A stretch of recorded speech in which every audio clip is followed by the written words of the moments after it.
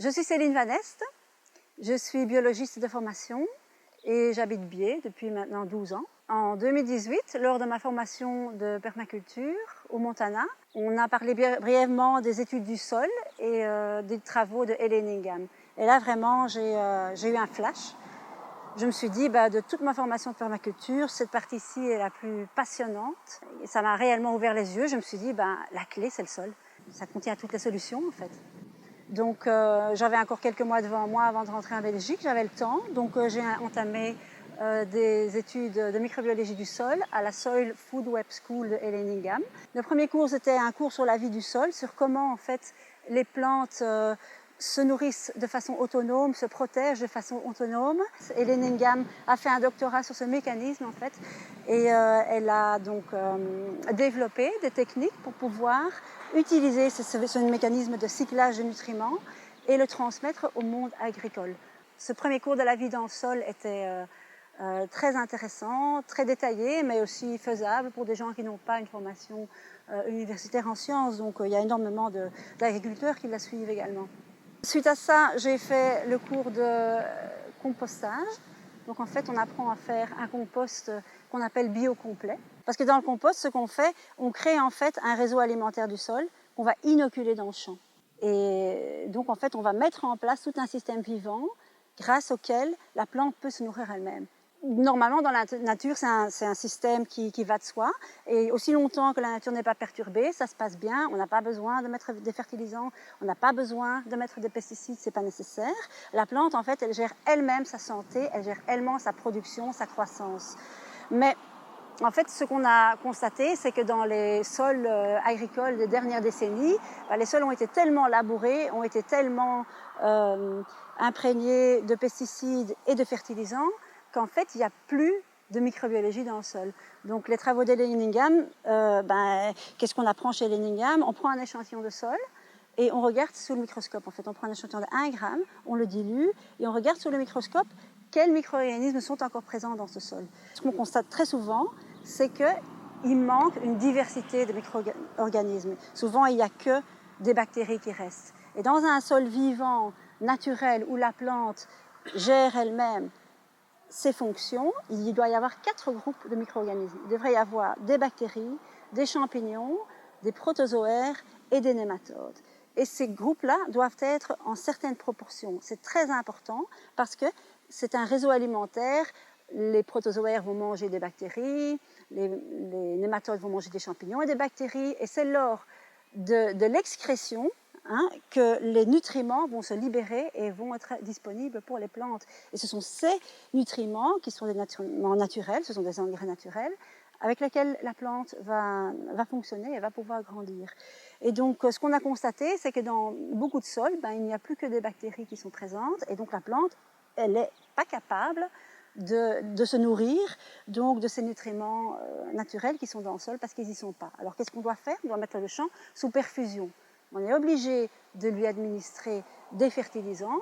Et les fertilisants, c'est de la fast-food pour la plante. Ce n'est pas un système. Elle se sert tout de suite et elle boit, elle boit, elle boit et elle grandit.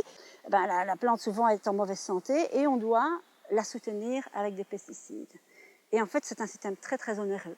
Très, très onéreux et pas durable, en fait. Et maintenant que le prix de ces produits-là augmente, on se rend compte que ça n'est plus faisable pour les agriculteurs. Pour fabriquer un thé de compost, en fait, il faut commencer par fabriquer un bon compost. Et fabriquer un bon compost, c'est tout d'abord un compost local avec des matières premières locales. C'est très important. Dans le cours que j'ai suivi, on apprend à faire un compost d'une certaine manière parce qu'un compost doit être un produit en aérobie et doit être un produit qui est à 50% d'humidité. Pourquoi? Parce que c'est une culture vivante en fait. C'est comme un yaourt ou un levain, sauf que notre tas de compost, il a besoin d'oxygène, il a besoin d'être aéré en permanence, il a besoin de nutriments. Bon, mais là, ça, c'est de la matière organique, il y en a assez, mais il a aussi besoin d'eau. Il doit toujours être tenu à 50%. S'il y a de la pluie sur le compost est engorgé d'eau, ça devient anaérobique. Quand c'est en anaérobie, ce sont les pathogènes qui vont se multiplier et les bons organismes vont disparaître en fait. Donc, faire un bon compost, c'est un réel art. Si on a 1 tonne de bon compost, on peut, et c'est pour savoir que c'est un bon compost, on va prendre un échantillon, on regarde sous le microscope quelle est la composition microbienne. On essaie d'avoir des bons nombres de bases de ces 4 organismes et ensuite on peut faire un thé de compost. Alors comment ça marche? On va prendre 3-4 kg de compost pour 1000 litres. On va donc le malaxer dans le compost et ensuite on va rajouter une pompe à air et on va faire tourner ce compost dans un sachet ou bien même librement dans une très grande cuve donc de 1000 litres. Et on va administrer en même temps de l'air et ce n'est pas nécessaire d'administrer d'autres nutriments parce qu'il y a tout ce qu'il faut comme matière organique déjà dans le compost qu'on a fait. Le brassage est un processus qui prend de 24 heures à 36 heures. Après 36 heures, il est prêt. Donc en fait, un thé de compost, on ne peut pas le stocker parce que c'est une culture vivante. Donc on peut le garder maximum 2-3 jours dans une cuve fermée, mais il faut rajouter de l'air. C'est très important. Ça peut très vite virer à l'anaérobie. Et donc, pour traiter 1 hectare de terrain, donc pour inoculer le réseau alimentaire sur un champ qui était mort et vraiment inoculer ce nouveau réseau alimentaire, il nous faut que 100 litres de thé de compost. Donc déjà, avec 3-4 kg de compost, si on arrive à faire un bon thé de compost de 1000 litres, ben, on peut déjà inoculer 10 hectares d'une toute nouvelle microbiologie qui n'attend qu'une chose, c'est d'avoir une racine plantée juste au-dessus. C'est hautement concentré et donc les 100 litres, on va naturellement les diluer, parce que lorsqu'on doit les asperger sur un champ, il faut naturellement les diluer, mais les 100 litres sont suffisants. C'est un système qui produit des fertilisants naturels en continu et qui ne coûte pas grand-chose, donc naturellement, ça c'est, le clou de l'histoire, c'est qu'en fait, ça ne coûte pas grand-chose. En principe, tout le monde peut le faire soi-même. Ça demande naturellement un certain savoir-faire. Il faut pouvoir travailler avec un microscope. Il faut connaître les recettes de base pour faire un bon compost et les techniques.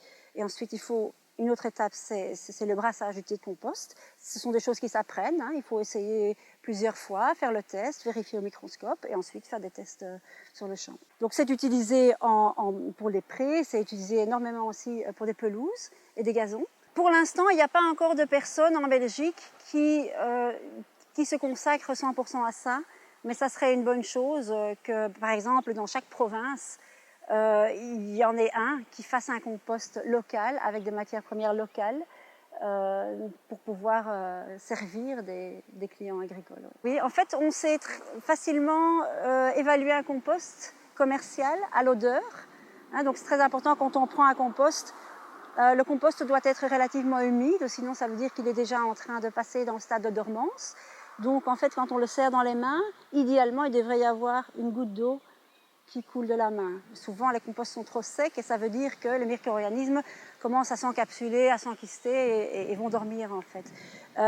Donc l'humidité est une chose très importante. Deuxièmement, l'odeur d'un compost commercial. L'odeur est une très bonne indication de la qualité du compost. Donc lorsqu'on sent le compost, il ne peut y avoir aucune mauvaise odeur. Une mauvaise odeur est vraiment un signe de processus anaérobiques qui ont lieu dans le compost. C'est plus une pourriture en fait qu'un compostage.